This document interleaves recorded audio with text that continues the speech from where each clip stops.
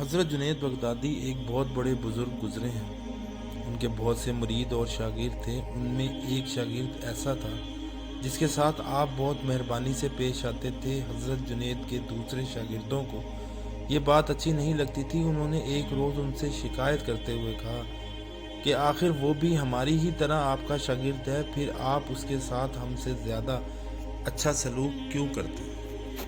حضرت جنید بغدادی نے جواب دیا، میرا یہ شاگرد اخلاق و ادب اور علم و دانش میں تم سے بہت بڑا ہوا، اسی وجہ سے میں اسے زیادہ عزیز رکھتا ہوں۔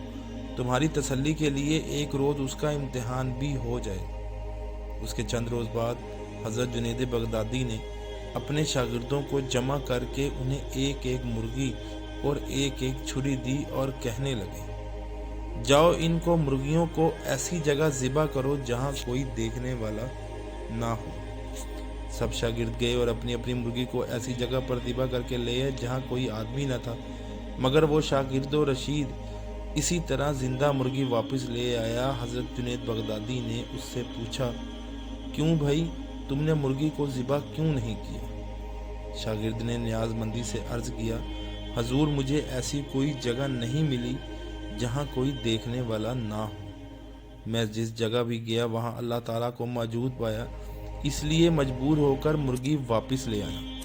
یہ سن کر حضرت جنید بغدادی نے اپنے شاگردوں سے فرمایا، تم نے دیکھ لیا کہ جتنی عقل و بصیرت اس میں ہے تم میں کسی کے اندر نہیں، بس یہی بات مجھے اسے زیادہ عزت دینے پر مجبور کرتی ہے۔ بے شک ہمیں بھی چاہیے کہ لوگوں کے ساتھ ان کی عقل و دانش کے مطابق سلوک کرنا چاہیے۔